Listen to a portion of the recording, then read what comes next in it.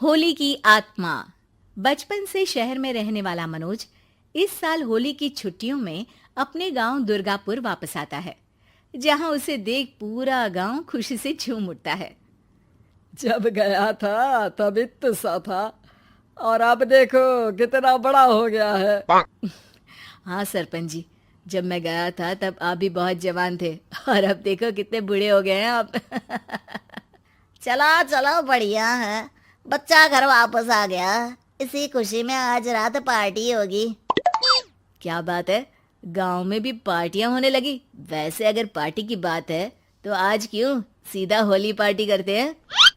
Holi party की बात सुन चहल पहल में अचानक सन्नाटा छा जाता है, जिसे देख मनोज को कुछ अजीब लगता है, लेकिन तभी सरपंच बात पलट देता है। अब बहुत देर हो गई, चलो सब अपने घर चलो, पार्टी के बारे में कल सोचेंगे। मनोज भी मम्मी पापा के साथ घर आ जाता है, पर होली पार्टी और उस पर पूरे गांव की खामोशी वाली बात अभी तक उसके जहन से निकलती नहीं। पापा, होली पार्टी की बात पर सब चुप क्यों हो गए थे? अरे होगी उनकी कोई अपनी बात। मुझे गांव की पंचायत ही थोड़ी पता है। थक गया हूँ, चलो सो जाते हैं, कल बात करते हैं। पापा की बात मानते हुए मनोज भी सोने चला जाता है। आज तो छुपा लिया, लेकिन हफ्ते बाद जब होली का दिन आएगा तब इसे कैसे रोकोगे? अगली सुबह सूरज के साथ ही मनोज भी गांव घूमने निकल जाता है, जिस पर रास्ते में उसे अपनी ही उम्र के कुछ लड़के भी मिलते हैं, जिनसे दोस्ती कर अब वो उनके साथ घूमने लगता है। इसी तरह कुछ दिन बीत जाते हैं और होली नजदीक आने लगती है। दोस्तों, होली में 4 दिन ही बचे हैं, पर गांव में उसकी कोई तैयारियां क्यों नहीं दिख रही? क्योंकि यहाँ होली नहीं मनाई जाती। अरे पर ऐसा क्यों? वो राजा भूषण। अरे तुम 4 दिन के लिए आए हो, क्या इतना सोच रहे हो? चलो कुछ खाने चलते हैं। इसी के साथ एक बार फिर होली की बात को टलते हुए देख मनोज को शक होने लगता है। वो घर पहुंचते ही इंटरनेट पर अपने गांव और राजा भूषण के बारे में जानकारी निकालने लगता है। क्या? मुझे आज तक ये नहीं पता था। ऐसा कैसे? किसी ने मुझे कुछ बताया क्यों नहीं? सारी जानकारी लेने के बाद मनोज गांव वालों या अपने मम्मी पापा से कुछ पूछे बिना खुद ही उसकी सच्चाई के बारे में छानबीन करने लगता है, जिसके चलते वो राजा भूषण की हवेली में पहुंचता है। वाह, क्या हवेली है यार। पर क्या यहाँ सच में कोई भूत है? हेलो भूत जी, कोई है क्या? हम इस साल गांव में होली सेलिब्रेट कर रहे हैं, क्या आप उस पर थोड़ा इंटरव्यू देंगे? मनोज के ऐसा बोलते ही गांव में तूफान उठ जाता है और हवेली में रखी सारी चीजें हिलने लगती है। एक अदृश्य शक्ति मनोज को धक्का देकर हवेली से बाहर निकाल दरवाजा बंद कर लेती है। ये सब देख मनोज हैरान रह जाता है। क्या अभी मुझे हवा ने धक्का देकर बाहर निकाल दिया?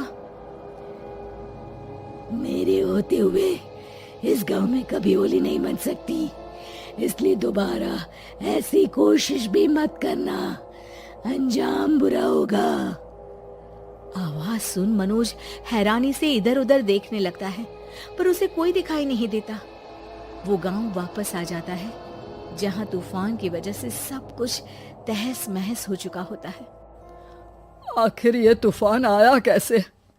ना ऐसा कोई मौसम था और ना ही हमने होली का त्योहार मनाने की बात की थी। सरपंच की बात पर कोई रिएक्शन दिए बिना मनोज चुपचाप अपने घर चला जाता है।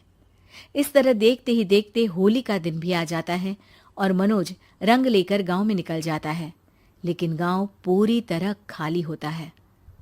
अरे त्योहार का दिन है, धूमधाम की जगह मातम क्यों मनाया हुआ है? मनोज की आवाज सुन सब अपने घर की खिड़कियां खोल के घर के अंदर से ही उसे वापस जाने के लिए कहने लगते हैं, पर वो किसी की नहीं सुनता। तुझे पहले भी समझाया था, अगर होली खेलने की कोशिश भी की तो अच्छा नहीं होगा। अरे बात मान लो बेटा, तुम्हें सच नहीं पता।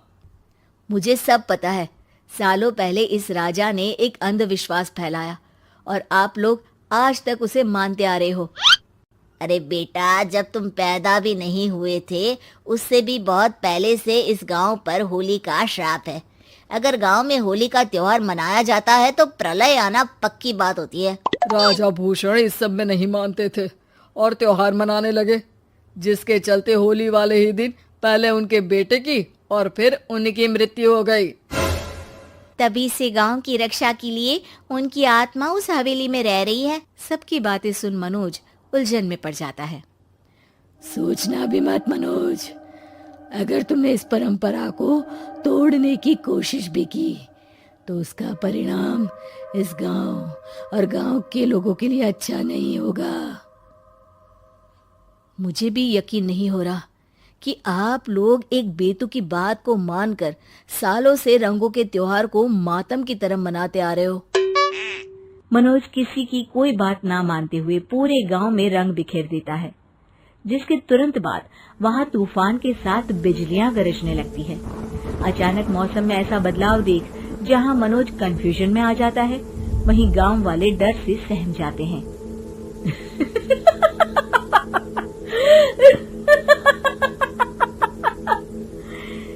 इस लड़के ने हमारे जैसे सिर्फ अपने स्वार्थ के लिए नहीं बल्कि पूरे गांव की खुशियों के लिए यहाँ होली मनाई है, जिस वजह से अब इस गांव पर होली का श्राप टूटता है। ऐसा बोलकर राजा का भूत वहां से गायब हो जाता है, जिसके बाद गांव के लोग धूमधाम से होली मनाते हैं। खुशियों के रंग गांव में बिखरे ही होते हैं कि अगली सुबह अचानक मनोज कहीं गायब हो जाता है और एक बार फिर गांव में होली का नया राज शुरू हो जाता है।